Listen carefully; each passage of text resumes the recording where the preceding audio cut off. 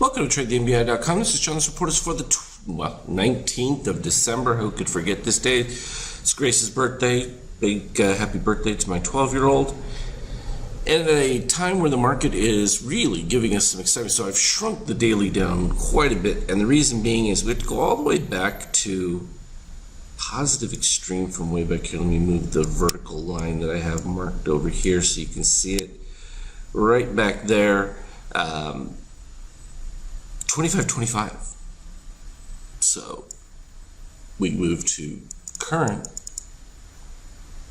and I'll zoom it in a little bit so we can actually see it, because when the chart gets that small it becomes impossible to get a view at.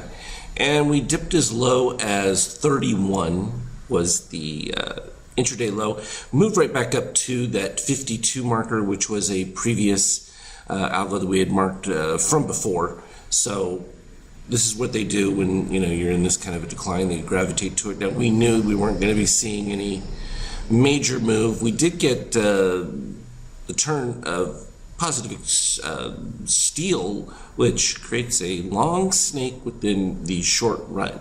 So yes, you can have that. You can have a bearish move that has bullish pops within it, which, okay, that would be the start of it.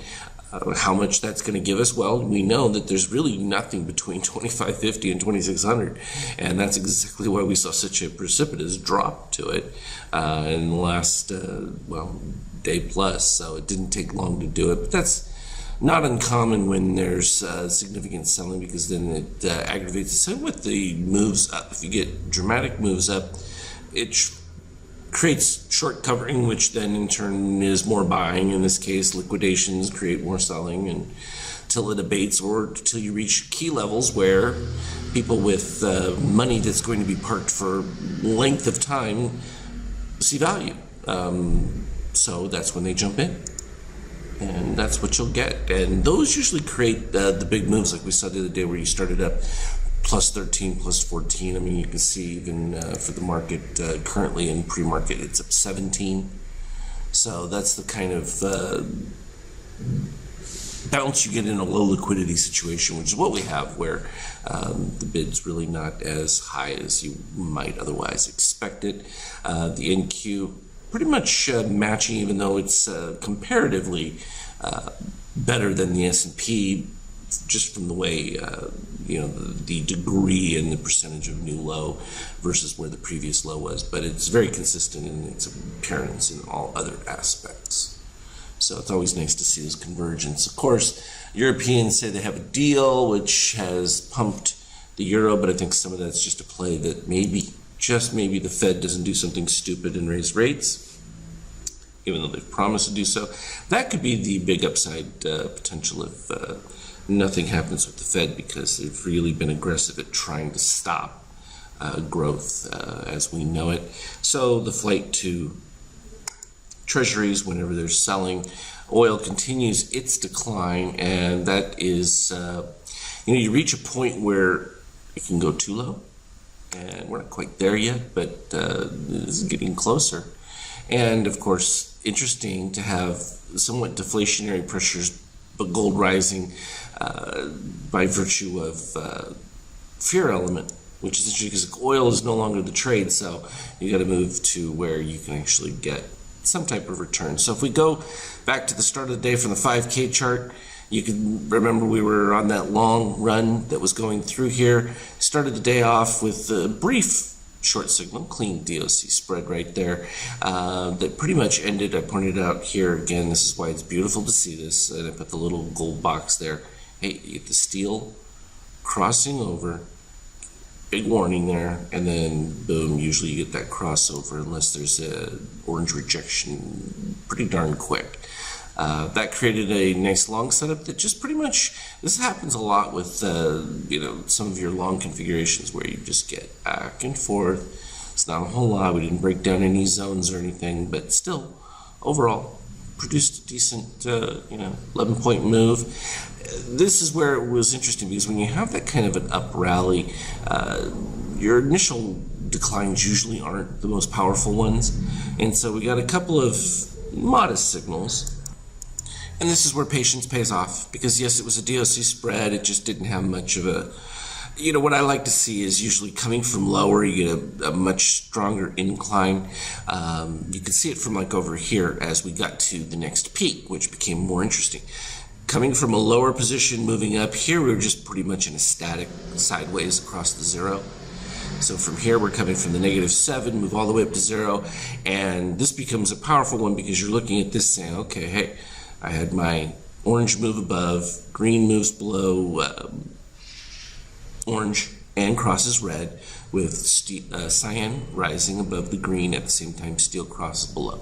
All the configurations meet in that particular spot, and confirmation-wise is, well, it's very simple because from this standpoint, and this is what you really want to pay attention to, is I look at where the close at 76.50 and I've got a high of 77.75. I don't have much risk exposure if I want to go a point, 2 points above the high, as opposed to having a 6 or 8 point stop. And then boom, of course, I'm looking right here at the cross of steel and saying, okay, I'm getting wider expansion between my red and green line, which means probably not the end of it just yet. Steel keeps rising at that particular point, and you realize, okay, I've reached that pivot point down here at the bottom. Might be time to think about taking advantage of gains. And in this particular case, setting a defensive stop at that particular point works out pretty well. And then getting a dip right towards the 50% became, prime opportunity to exit, particularly right here as the green moves above steel and you're generating higher red DOCs. And so even if you wait for the close of it right there, I didn't really mark this one because it's like whether you stated in the full value of it, I pretty much kept this position the whole time because for me it's like, okay, show me that you're gonna take out the the high.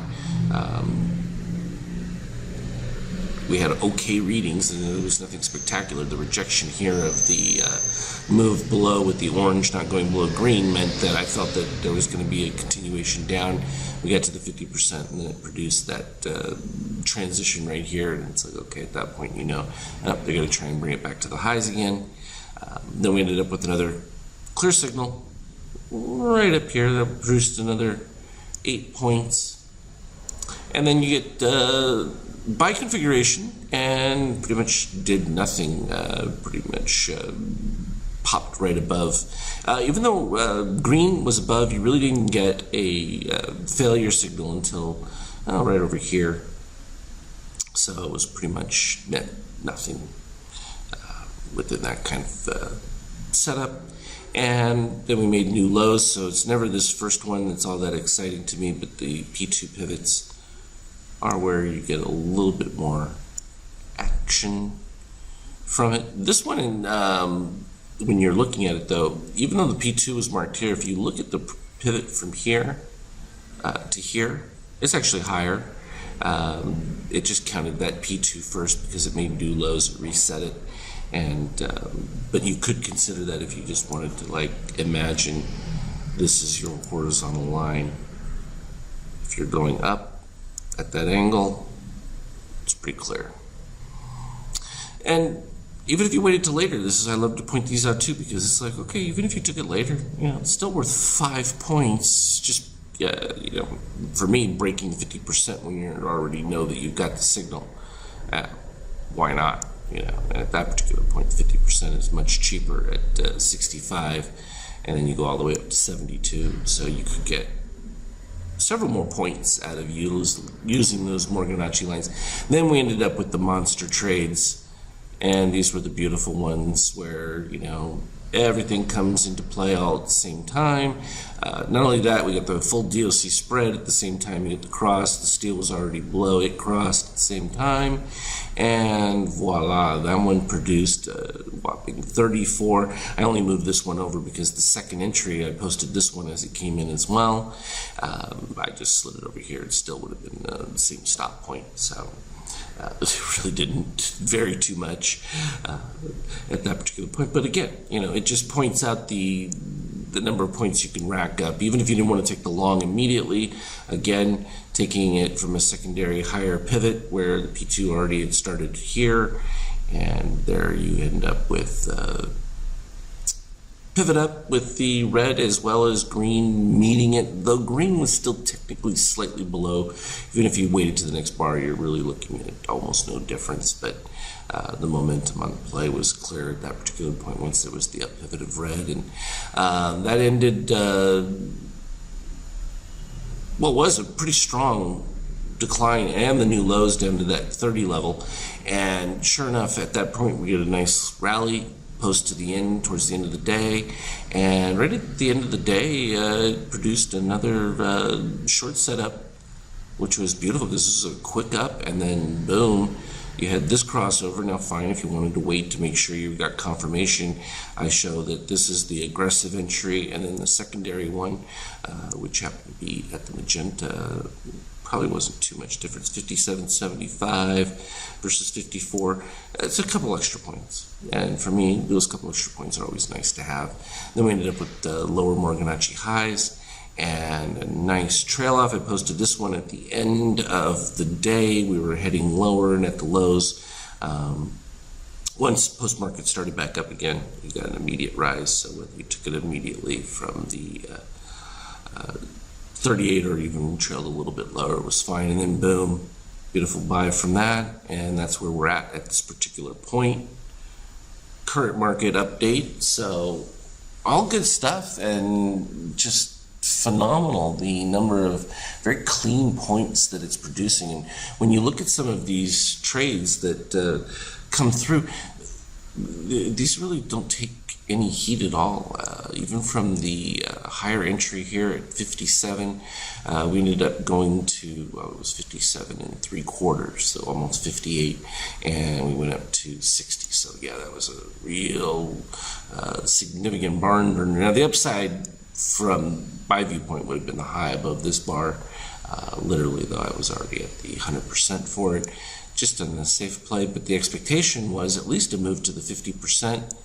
When that took place there, again, one of those broad setups, I went defensive on this one simply because we had reached that pivot rejection point.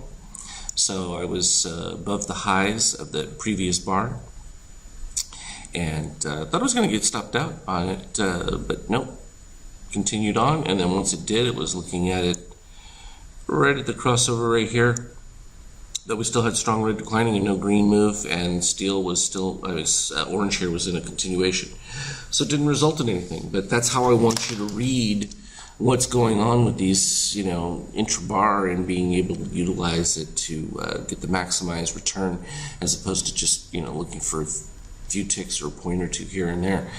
This is how you see me read some of these very long runs and make really big point numbers that we just don't see a lot of people look for, which really is the ultimate in adding to the profit factor. So that's the long and the short of it for right now. As always, I will be on the Skype chat with Grace's birthday. I'll be taking her out and stuff, so I may be in and out. But definitely, if I got anything interesting on there, I will pop it up as close to real time as possible. Trade well. We'll talk again later.